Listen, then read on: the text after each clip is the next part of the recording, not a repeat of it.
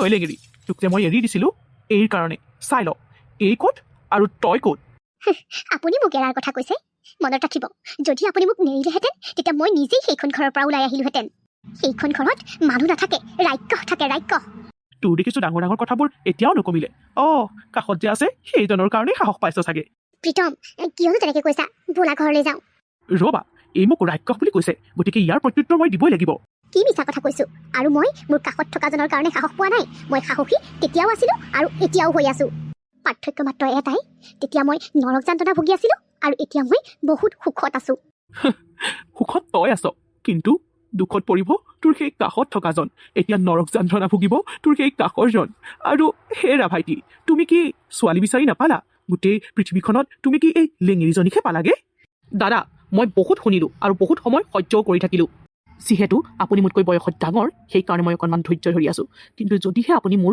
হ'বলগীয়া পত্নীৰ বিষয়ে আৰু এটা কথা বেয়াকৈ কয় মই কিন্তু ধৈৰ্য ধৰি নাথাকোঁ তোমাক তেতিয়াহ'লে এইজনীয়ে বাৰুকৈ প্ৰেমৰ জালত পেলালে আৰু এটা কথা জানানে নাই যে এই গৰ্ভত মোৰ সন্তান আছে আৰু সেই সন্তানটোৰ তুমি সম্পূৰ্ণ দায়িত্ব ল'ব পাৰিবা এয়া কেতিয়াও হ'ব নোৱাৰে গতিকে তোমাৰো এক পত্নী কৰোৱাৰ ক্ষেত্ৰত কিবা স্বাৰ্থ সোমাই থাকিব লাগিব চুপ থাকক পুৰুষৰ নামত কলংক আপুনি আপোনাৰ মন ইমান লেতেৰা হ'ব পাৰে কিন্তু এই পৃথিৱীত সকলো পুৰুষ আপোনাৰ দৰে লেতেৰা মনৰ নহয় এইক মই ভাল পাওঁ আৰু এইক বাহ্যিক অংগ প্ৰত্যংগ চাই পেলাই মই ভাল পোৱা নাই এইক মই মনৰ পৰা ভাল পাওঁ তাই মনটোৰ কাৰণে ভাল পাওঁ আৰু এই গৰ্ভত যাৰেই সন্তান নাথাকক কিয় মই তাক সম্পূৰ্ণৰূপে আঁকোৱালি ল'ম মই সেই সন্তানটোৰ পিতৃ হ'ম তাক মই মোৰ নিজৰ নাম দিম আৰু খবৰদাৰ আপুনি যাতে সেই সন্তানটোৰ পিনে চকু টোৱায়ো নাচায় তহঁতে কি ভাবিছ সেই সন্তানটোৰ পিনে চকু দি মই মোৰ হাৰমাল গোটাই ল'ম প্ৰীতম প্লিজ ব'লা ইয়াৰ পৰা বোলা এনেকুৱা থাৰ্ড ক্লাছ মানুহৰ লগত মই মোৰ বহুমূলীয়া সময়খিনি নষ্ট কৰিবও নিবিচাৰোঁ তুমি সুখী হোৱা মালতী এনেকুৱাবোৰ মানুহৰ কথাত মন বেয়া নকৰিবা আপুনি মোক কেনেকৈ চিনি পায় মই ভাবিছিলোঁ প্ৰীতমৰ লেখীয়াকৈ আপোনাৰ মনটো মোৰ প্ৰতি সেইটো কথা একেবাৰে নাভাবিবা মোৰ তোমাৰ লগত বহুতকেইটা ডাঙৰ কথা আছে কিন্তু আজি মই এনেকৈ নকওঁ তোমাক মই বেলেগ এদিনা লগ কৰিম প্লিজ মোক লগ কৰিবা মোক তোমাৰ সহায় লাগে কিন্তু কেনেকুৱা ধৰণৰ সহায় মই এতিয়া ইয়াত বেছি সময় কৰিব নোৱাৰোঁ মালতী মুঠৰ ওপৰত এটা কথাই জানি থোৱা তুমি তোমাৰ দেউতাৰ মৃত্যু কিয় হৈছিল সেইটো জানা আৰু যদিহে তুমি তোমাৰ দেউতাৰ মৃত্যুৰ প্ৰতিশোধ ল'ব বিচাৰা তেতিয়াহ'লে মোক লগ কৰিবা এই মানুহগৰাকীয়ে কি কৈ থৈ গ'ল তুমি বুজি পালানে নাই ময়ো একো ধৰিব নোৱাৰিলোঁ তোমাক লগ কৰিবলৈ কৈছে নহয় তুমি লগ কৰি ল'বা দিয়া তেতিয়া সকলোখিনি ক্লিয়াৰ হৈ যাব তুমি ঠিকেই কৈছা থেংক ইউ তুমি যে মোক এনেকৈ ছাপোৰ্ট কৰিলা হ'ব দিয়া থেংক ইউ বুলি ক'ব নালাগে মালতী দুদিনৰ পাছত আমাৰ বিয়া আৰু মই এইটো কেতিয়াও নিবিচাৰোঁ যে তোমাৰ বিয়াৰ পাছত তোমাৰ মা সেইখন ঘৰত অকলেই থাকক গতিকে তুমিও তোমাৰ মাক আমাৰ ঘৰলৈ লৈ আহিবা তুমি মই আৰু তোমাৰ মা আমি সকলো একেখন ঘৰতেই থাকিম মই যিহেতু মা দেউতাৰ মৰমৰ পৰা বঞ্চিত হ'লোঁ তোমাৰ মাৰ পৰাই মই মোৰ মাৰ মৰম পাম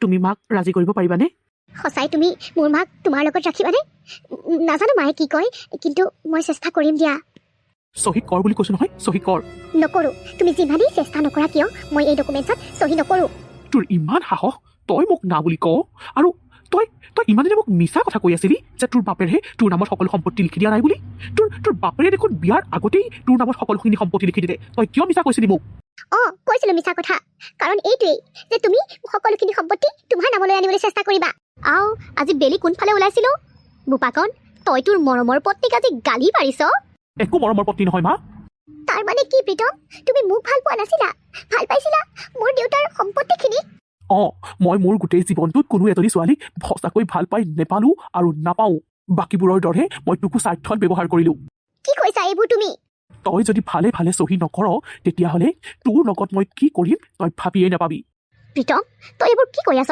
মোক বুজাই কচোন মা তুমি যে মোক পাছত দেখুৱাইছিলা ছোৱালীজনী যাৰ বাপেকে বিয়া কৰোৱাৰ বাবে মোক 20 লাখ টকা দিব বুলি কৈছিল তাইক মই বিয়া কিয় নকৰালোঁ জানা একমাত্ৰ এই কাৰণে এই কাৰণে নহয় এই বাপেকৰ নামত থকা কোটিটকীয়া সম্পত্তিৰ কাৰণে তুমি লাখত খেল খেলিব বিচাৰিছিলা আৰু মই খেল খেলিব বিচাৰিছোঁ কোটি টকাৰ ঘৰত যদি এই বাপেকৰ সম্পত্তিখিনি মই মোৰ নামলৈ আনিব পাৰোঁ তেতিয়াহ'লে মই গোটেই জীৱনটো আৰামত খাব পাৰিম মা তই ইমান ডাঙৰ ভাল খবৰ এটা মোক কিয় আগতে দিয়া নাছিলি কিয় লুকুৱাই ৰাখিলি মোৰ পৰা মই তোমাক এইবোৰ কথা জানিবলৈ নিদিয়াৰ কাৰণ এইটোৱেই কেনেবাকৈ যদি এইজনীয়ে এইবোৰ কথা গম পায় তেতিয়াহ'লে এইখন ঘৰ বা মোক এৰি গুচি যাব যিটো মই কেতিয়াও হ'বলৈ দিব নোৱাৰোঁ না তই চিন্তাই নকৰিবি তই যাব পাৰিবি কিন্তু তই যোৱাৰ আগত এই ডকুমেণ্টছত চহী কৰি থৈহে যাব পাৰিবি মালতীক মই কিয় বিয়া কৰাইছিলোঁ জানো একমাত্ৰ টকাৰ কাৰণে যিবোৰ ছোৱালীৰ সোনকালে বিয়া নহয় বিয়াবোৰ ভাঙি যায় সেইবোৰ ছোৱালীক মই বিয়া কৰি উদ্ধাৰ কৰোঁ আৰু তাৰ বিনিময়ত মই লাখ টকা লওঁ কিন্তু এতিয়া আৰু মই সেইবোৰ কৰিবলৈ দৰকাৰ নাই, কাৰণ মোৰ হাতলৈ এতিয়া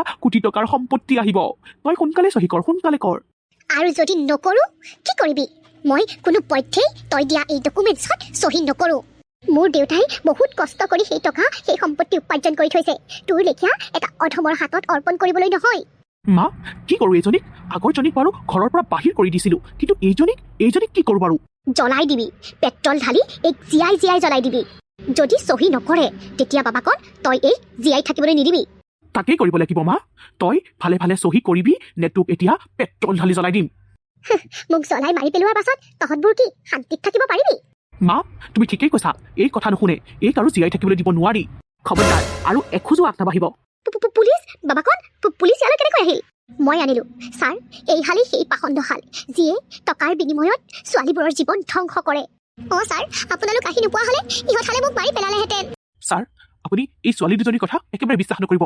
ইহঁতি মোৰ ওপৰত মিছা অভিযোগ লগাইছে। আৰু ছাৰ, ইহঁতকেইজনীয়ে যে সঁচা কথা কৈছে তাৰ কি প্ৰমাণ আছে? ছাৰ, এইয়া প্ৰমাণ। ছাৰ, মই এই মোবাইলটোতে সকলোখিনি ৰেকৰ্ডিং কৰি থৈছোঁ, আপুনি চাই ল'ব পাৰিব। তই প্ৰমাণৰ কথা কৈছিলি নহয়, এইয়া চাই ল। এতিয়া আৰু তহঁত হালক জেলৰ পৰা কোনেও উলিয়াই আনিব নোৱাৰে। এতিয়াহে মোৰ দেউতাৰ আত্মাই শান্তি পাব। মোক সহায় কৰাৰ বাবে তোমাক বহুত বহুত ধন্যবাদ মালতী। আৰু অকল তোমাৰ দেউতাই নহয়, মোৰ প্ৰিয় বান্ধৱীৰ আত্মায়ো এতিয়াহে শান্তি পাব। মানে তই কি ক'ব বিচাৰিছ? অঁ, তই ঠিকেই শুনিছ। মই তোৰ লগত বিয়াত বহিছিলোঁ একমাত্ৰ মোৰ মৃত বান্ধৱীক ন্যায় দিবৰ কাৰণে। তহঁতৰ কাৰণেই মই মোৰ একমাত্ৰ প্ৰিয় বান্ধৱীক হেৰুৱালোঁ। মনত আছেনে তহঁতে? টকাৰ বিনিময়ত তহঁতে যে বিয়া ঠিক কৰি থৈ আহিছিলি ছোৱালীজনী, আৰু দেউতাকে টকা কমকৈ দিয়াৰ বাবে বিয়াৰ আগদিনাখন তহঁতে যে বিয়াখন ভাঙি পেলাইছিলি, সেই ছোৱালীজনীয়ে আত্মহত্যা কৰিছিল। আৰু সেইদিনাখনেই মই প্ৰতিজ্ঞা কৰিছিলোঁ, যাৰ বাবে মোৰ প্ৰিয় বান্ধৱীয়ে আত্মহত্যা কৰিলে সিহঁতক মই শাস্তি দিহে এৰিম। তই কি ভাবিছ প্ৰীতম? মই তহঁতৰ কথা একো নাজানো। তই যেনেকৈ কেৱল সম্পত্তিৰ কাৰণে মোক বিয়া কৰাইছিলি, ঠিক তেনেকৈ মই মোৰ বান্ধৱীক ন্যায় দিবৰ বাবে তোৰ লগত বিয়াত বহিছিলোঁ। তই মোৰ লগত খেল খেলা নাই, আচলতে খেলটো খেলিলি মই তোৰ লগত। তোক মই ৰেহাই নিদিওঁ। মিষ্টাৰ, বেছি ফৰফৰাব নালাগে। যি কৰে জেলৰ ভিতৰত কৰি থাকিব। গোটেই জীৱনটো আপুনি জেলৰ ভিতৰত কটাব পাৰিব, গতিকে বহুত সময় পাব। ব'লক, জেলৰ ভিতৰত কেনেকৈ কাক কিমান টকাৰ বিনিময়ত বিয়া কৰাব চিন্তা আৰু প্লেনিং ধুনীয়াকৈ কৰি থাকিব।